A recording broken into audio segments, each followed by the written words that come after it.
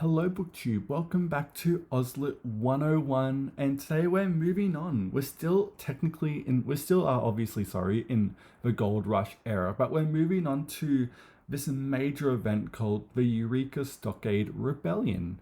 I will give a quick, before we get to the books, I will give a quick summary of what this is because it's arguably one of the most important things that's ever happened in this country, and it's not really talked about as much anymore. And I feel like if you're not from Australia, you don't really know about it. So I thought I would give like a quick rundown of what happened. So pretty much, we're still in the gold rush era. We're still in the early 1850s, pretty much. A lot of people coming to Australia to find gold, and places like Bathurst, like Castlemaine, Bendigo are dramatically increasing in populations very fast. And this also includes Ballarat. And pretty much all these, people coming together to set up communities, camps, tents, and making a lovely life for themselves, pretty much, while the men will go out and work in the mines to find gold. And as this was going down, as more and more people found gold, the government picked up on this at the time and were like, this isn't just becoming a coincidence anymore. This is starting to be like a genuine thing that's taking off. We want we want pretty much like a cut of it because, it's technically our land, but also we want to use that money to increase infrastructure for new developing colonies around the country, the continent at the time. And also, we just want to control the population growth because if we can rezone areas and all that, it'll be easier to control because Australia is a very large place to control people in.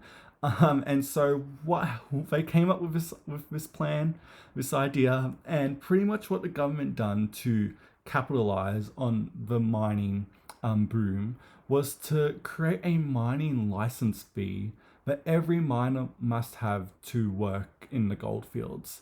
And what that means is you pay 30, it's a pretty much a flat rate fee of 30 shillings a month, which was more than most people earned in God knows how long. It was an extremely expensive fee, and it was again required to pay.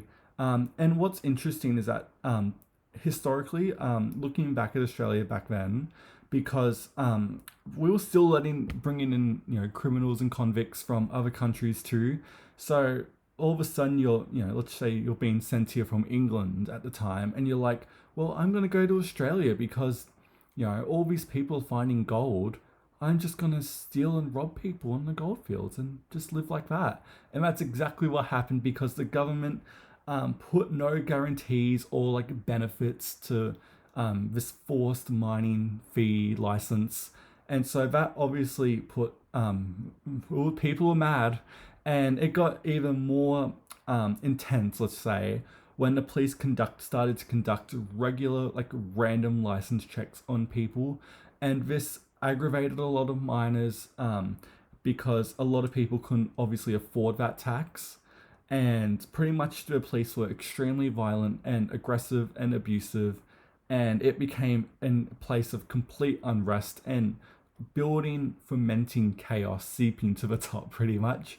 And all of this builds up. There starts to be a lot of protests. There's the famous event where a lot of miners come together and burn their mining licenses together in protest. But all of this builds up, all of this anger and frustration builds up. And on December the 3rd, 1845, British soldiers and police stormed the stockade, and literally in 20 minutes, roughly 30 people-ish died. And there was the destruction, like the complete, small community stockade camps were literally destroyed. And 13 people were arrested for high treason. And this is where it gets really interesting because this could have been a very different situation, outcome. It could have been like America in terms like this could have been like a civil war pretty much to gain not freedom because that will come later with federation, but in terms of sticking it to the government and all that at the time. But these men here, especially Peter Lalor and Timothy Hayes, I don't have any books about them because they've never had their own books. I don't know why they're so important. But these two men and a couple of others were like, why don't we beat the government at their own game by sticking to the man that way? Go through their systems and let's go what we want through them, which is a fierce idea. And pretty much what happened was the jury, who was very sympathetic to the miners because they were just literally everyday people trying to make a living, were released without the charges were lifted pretty much. And in return to cool the waters, the mining tax was replaced with a mining rights fee, and also this would slowly, interestingly enough, grow into the first union in Australia. And in a couple of generations, when Australia became federalised in 1901, we became the first country to have a political party that was founded and based on unions called the Labour Party, which is still very much everywhere today. And so if it wasn't for this rebellion disaster, we wouldn't have unions in the same way we do now. So I found that very interesting. And that's just a bit of, that's what the Eureka Stockade is about. So that's what happened. And in terms of books, so let's start. I will say before we get into it, there is no one single 1,000-page multi-volume or whatever biography, not biography, like history book of the Eureka Stockade that hasn't been written yet. At least I know. I'm manifesting one day it will be released and I will geek out and absolutely adore it. But it's one of those like like historical events or whatever, where you kind of have to get a bunch of books so you can get like the full picture of it really. But I will say in early AusLit 101, when I done like the whole like overall Australian like history books or whatever to recommend, a lot of those, a majority of them obviously do have the Eureka Rebellion in it. And pick that up there. You'll get the facts literally. This is just some more extra stuff if you want to learn more about this very pivotal moment in the country's history. And so let's start with the book. So the first book we're going to be talking about is a classic, obviously. It's the Eureka Stockade by Ruffalo Carbony. I don't think that's how you say it.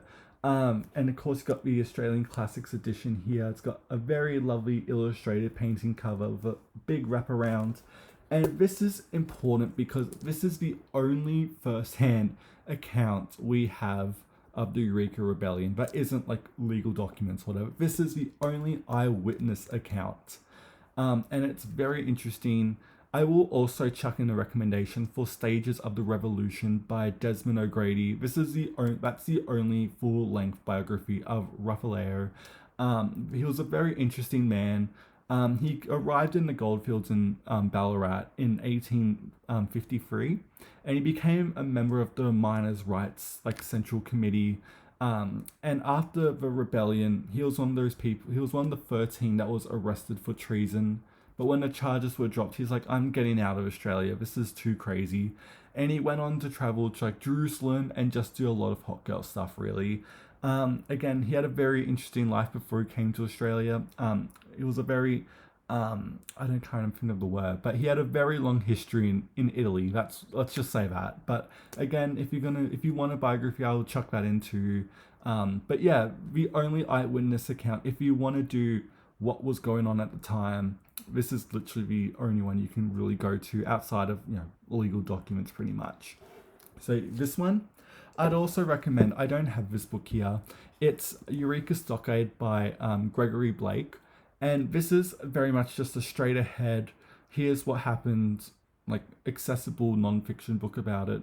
It is only 230 pages, and I do wish it was a bit longer. But again, if you're wanting to find a starting place for it, you can't go wrong with that one. And then I'm going to talk about one of my favorite ones, and that is The Forgotten Rebels of Eureka by Clare Wright. I've talked about this book in my AusLit Gold Rush recommendations video. This, what sells this book is because this is the only book to ever mention and talk about that there were actually families who were who were stuck in the rebellion, who probably died, who went through the same trauma as all the men did, all the miners. And it's just so interesting. The way Claire is able just to weave in personal stories is just incredible. And again, it's one of those books where it's like, why has no one really done this before or even really looked into it? And this pretty much was sparked because in Raffaello's eyewitness account of the Eureka Stockade, there's a line where he references a young woman being assaulted by the police at the time, and how when she looked in the actual documents of what happened, there's no mention of that at all. There's no fact there were wives there was no children there, just not mentioned at all. And so this is her going through the histories, going through the ancestors, like, you know, like pretty much taking every primary source from that time and writing a interesting account of all the people who were very much have been ignored by history when it comes to the Eureka Stockade. And again, it's an incredible read, and it's very lovely. And if you pretty much wanted to get this for the way Claire talks about the gold rush too, and why people moved to Australia, that was so different to England and like a lot of other countries in America that were experiencing like a gold rush. Very interesting. Again, this is a must read for Australian history. It's becoming a classic in its own right at this point. And then the last book I'm going to be recommending you today is a biography of Charles Hotham. This is by Shirley Roberts. Charles was the Lieutenant Governor of Victoria during the Eureka Stockade. He was only there for like 15 months.